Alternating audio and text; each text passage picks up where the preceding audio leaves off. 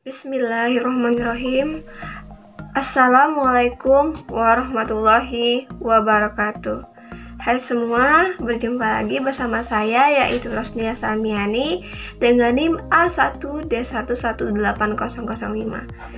Baiklah, kali ini kita akan membahas mengenai apa itu lembar penilaian. Nah, di sini sebelum itu kita akan membahas terlebih dahulu mengenai pengertian dari penilaian. Menurut Asmawi Zainul dan Nuhi Nasution, mengartikan penilaian adalah suatu proses untuk mengambil keputusan dengan menggunakan informasi yang diperoleh melalui pengukuran hasil belajar, baik menggunakan tes maupun non-tes. Kita lanjutkan lagi, yang mana tujuan dan fungsi penilaian. Jadi tujuan dan fungsi penilaian ini yaitu ada beberapa poin. Yang pertama yaitu menilai kebutuhan individual, yang kedua menentukan kebutuhan pembelajaran, yang ketiga membantu dan mendorong siswa, yang keempat menentukan strategi pembelajaran, yang kelima akuntabilitas lembaga, yang keenam meningkatkan kualitas pendidikan, yang ketujuh mengetahui kemajuan dan kesulitan belajar siswa, yang kedelapan memberikan umpan balik, yang kesembilan melakukan perbaikan kegiatan pembelajaran, yang kesepuluh memotivasi guru mengajar lebih baik, dan yang terakhir ke poin 11 yaitu memotivasi siswa belajar lebih giat.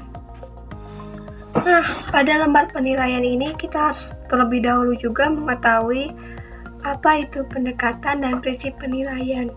Jadi dalam pendekatan ini yaitu kita harus ada beberapa poin yang harus kita ketahui dulu, yaitu pertama ada menggunakan berbagai teknik, yang kedua menekankan hasil outcomes dengan memperhatikan input dan proses, yang ketiga menilai perkembangan baik kognitif, afektif, dan psikomotorik sesuai karakteristik mata pelajaran. Yang keempat yaitu menerapkan standar kompetensi lulusan.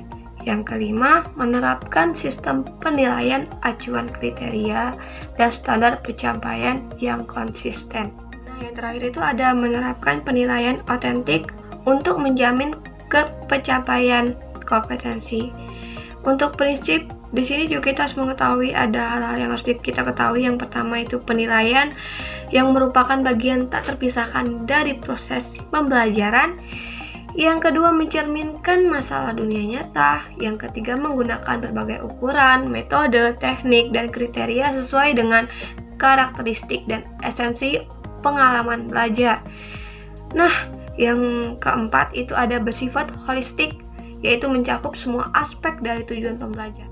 Dalam lembar penilaian juga harus ada acuan dalam penilaian, yaitu yang mana pada acuan pada pengujian berbasis kompetensi, yaitu adalah acuan kriteria, yang mana yang dimaksud dari sini adalah asumsi bahwa hampir semua peserta didik belajar apapun akan mampu. Jadi dalam arti siswa tak diperkenankan mengerjakan pekerjaan yang berikutnya sebelum mampu menyelesaikan pekerjaan dengan prosedur yang benar dan hasil yang baik. Untuk itu, agar sistem penilaian memenuhi prinsip kesahihan keandalan, maka hendaknya memperhatikan beberapa poin. Yang pertama menyeluruh, berkelanjutan, berorientasi, dalam arti berorientasi pada indikator tercapaian sesuai dengan pengalaman belajar siswa. Lagi yang aspek yang diuji itu yaitu ada dua. Pertama proses belajar, yang kedua hasil belajar. Jadi proses belajar itu yang mana selama siswa itu belajar, proses-prosesnya itu kan. Nah, terus yang kedua hasil belajar ini ketercapaian setiap kompetensi dasar baik kognitif, afektif maupun psikomotor oleh peserta didik. Nah, selanjutnya lagi itu ada aspek yang diukur dalam penilaian.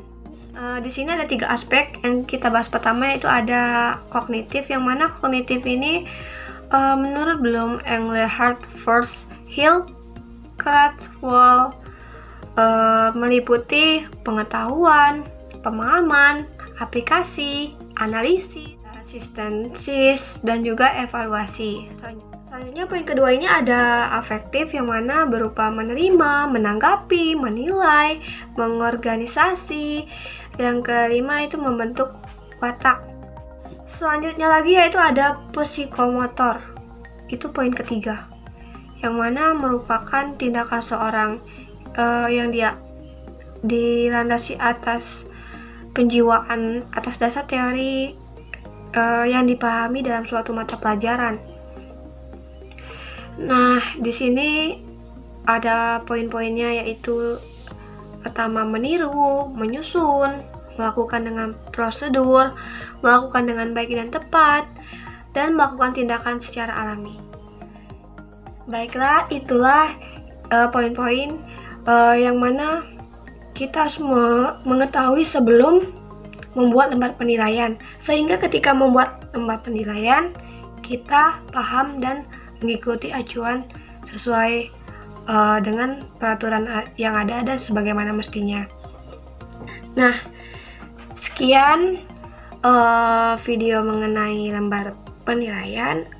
Apa ada kesalahan ataupun kekurangan, saya mohon maaf, dan juga semoga pada video ini bermanfaat bagi kita semua. Saya akhiri, wassalamualaikum warahmatullahi wabarakatuh.